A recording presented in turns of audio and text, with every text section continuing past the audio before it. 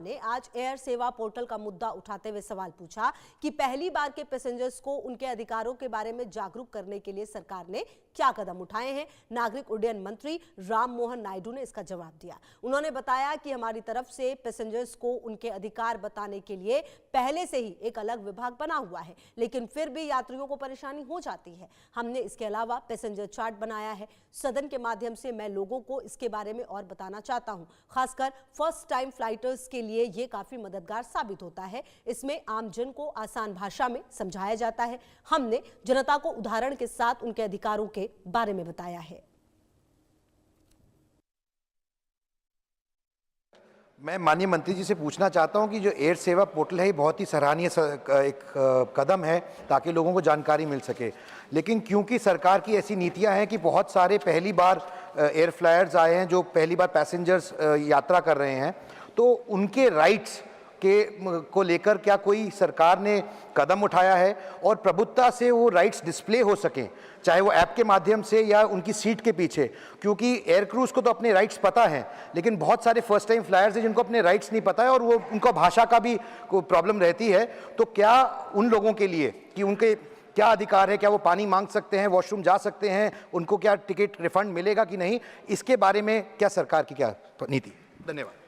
Chairman sir, सबसे पहले में तो मैं आदरणीय सांसद जी का मैं धन्यवाद देना चाहूँगा कि बहुत ही अहम सवाल इन्होंने पूछा है, क्योंकि एयर सेवा एक ग्रीवेंस रिड्रेसल पोर्टल है कि अगर कभी किसी पैसेंजर को कोई असुविधा होती है या कोई ग्रीवेंस होता है तो उसके तहत वो कर सकते हैं। बट हमारे मंत्रालय से DGCA से हमने सिविल एविएशन रिक्वायरमेंट्स जो कार्स से जाना जाता है, तो कार्स ऑलरेडी बने हुए हैं जो पैसेंजर को अपने राइट्स बताते हैं।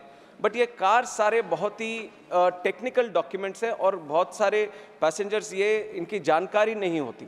तो ये अहम सवाल उठता है कि हम कैसे अवेयर करें पैसेंजर्स को कि अपने राइट्स ये हैं, या कोई भी एक सिनारियो बनता है तो उस सिनारियो में या उस डिस्ट्रेस में या उस दिक्कत वाली सिचुएशन में उनको क्या क्या राइट्स अवेल कर सकते हैं वो पैसेंजर को।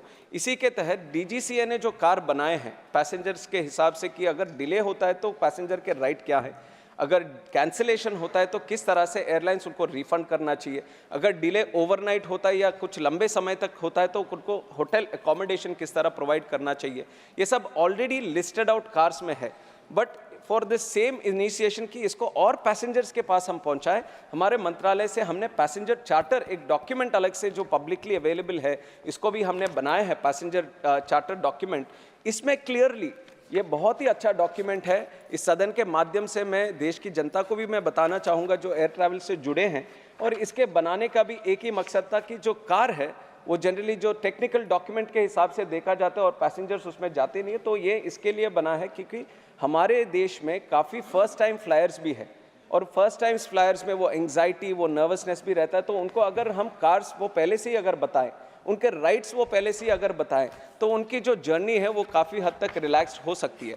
तो इसी में एक जो जिस तरह से कंटेंट्स हमने बनाए कि flight delay, flight cancellation, boarding denied due to over booking या फ्लाइट डाइवर्शन भी हो, कैंसिलेशन चार्जेस, लॉस, डिलेड और डैमेज्ड बैगेज, में कुछ ही टॉपिक्स में पढ़ रहा हूँ, ऐसे बहुत सारे चीज़ें और काफ़ी कॉमन मैन को किस तरह समझाना है। सिनारियोस इसमें बने हुए हैं कि एक सिनारियो है, you have checked in on time but the airlines aspects a delay of 2 hours or more, 3 hours or more, 4 hours or more. Then what is your right? Your right is you must be offered free of charge meals and refreshments in relation to the waiting time. तो ना केवल car को हमने दिखाया है, scenarios भी हमने बना के एक्सप्लेन किया कि किस सिनारियो में आपको किस तरह के राइट्स अवेल कर सकते हैं। और हमारा प्रयास यही रहता है कि जो ये पैसेंजर चार्टर डॉक्यूमेंट है, हर कस्टमर, हर पैसेंजर ये एयर ट्रैवल करने से पहले इसको पढ़े।